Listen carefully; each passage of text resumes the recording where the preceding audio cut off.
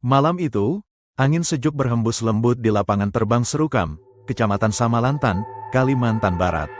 Ajoy, Ishak, dan Meon Amas sedang bersantai, menikmati ketenangan malam dengan langit berbintang di atas mereka. Sesekali terdengar suara jangkrik dan binatang malam lainnya yang seolah bersahutan, menciptakan simfoni alam yang menenangkan. Kalian mau ikut nunggu durian di puncak Vandering? Tanya seseorang yang tiba-tiba menghampiri mereka. Ajakan spontan itu disambut antusias oleh ketiganya. Tak ada yang lebih menggoda bagi anak muda seperti mereka daripada petualangan mencari durian di tengah malam, buah yang dijuluki Raja Buah, dengan aroma khas yang menggoda selera. Mereka pun memulai perjalanan, berjalan kaki menuju durian Arbilo di puncak Vandering. Sepanjang jalan, mereka bercanda dan tertawa, tak menyadari bahwa malam itu akan menjadi malam yang tak terlupakan bagi mereka, namun bukan karena durian yang mereka nantikan.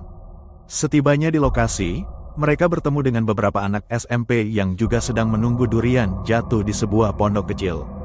Meon memutuskan untuk menunggu di tempat yang berbeda.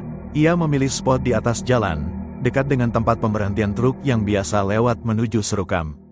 Sementara itu, Ajoy dan Ishak bergabung dengan anak-anak SMP di pondok. Waktu berlalu lambat, menit demi menit terasa semakin panjang dalam keheningan malam. Sesekali terdengar suara daun bergesekan diterpa angin atau ranting patah karena hewan kecil yang melompat dari satu pohon ke pohon lain. Duk, suara benda jatuh mengejutkan mereka. Sebuah durian akhirnya jatuh, namun hanya satu. Mereka berebut melihatnya, durian besar dengan duri yang masih segar. Namun, satu buah tidaklah cukup untuk dibagi, sehingga mereka memutuskan untuk menunggu lebih lama.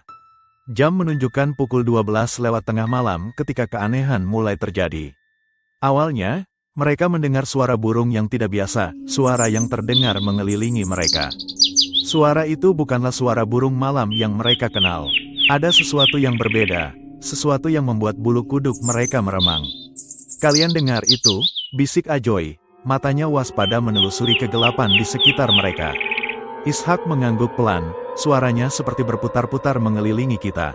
Ketakutan mulai merayapi mereka. Dengan insting bertahan hidup, Ajoy mencoba menggoyang akar kayu besar yang menyembul dari tanah, berharap suara dan getaran dapat mengusir apapun yang mengeluarkan suara aneh itu. Untuk beberapa saat, taktik itu berhasil, suara misterius itu menjauh, memberi mereka sedikit ketenangan. Namun, ketenangan itu tak bertahan lama. Sekitar pukul 2 dini hari, sesuatu yang lebih mencekam terjadi. Suara tawa perempuan terdengar dari kegelapan hutan, tawa yang mereka kenali dari cerita-cerita horor kampung sebagai tawa kuntilanak. Tawa itu terdengar melengking tinggi kemudian rendah, berulang-ulang, membuat siapapun yang mendengarnya merinding ketakutan. 2 orang dari gang lada yang juga menunggu durian telah tertidur pulas, tak menyadari kengerian yang sedang berlangsung. Hanya Ishak dan Ajoy yang masih terjaga dan menjadi saksi kejadian menyeramkan itu. Ajoy, kau dengar itu? Bisik Ishak dengan suara bergetar. Tangannya mencengkeram lengan Ajoy kuat-kuat. Ajoy mengangguk, keringat dingin membasahi dahinya meski udara malam itu cukup sejuk. Kita harus melakukan sesuatu, ucapnya pelan. Dengan tangan gemetar, Ajoy mengambil ranting kering dan menyalakannya dengan korek api yang selalu ia bawa. Api kecil menyala, memberikan sedikit cahaya di tengah kegelapan pekat. Ia kemudian mengayunkan bara api itu ke arah suara tawa berasal, berharap cahaya dapat mengusir makhluk tak kasat mata tersebut. Anehnya, taktik itu tampak berhasil.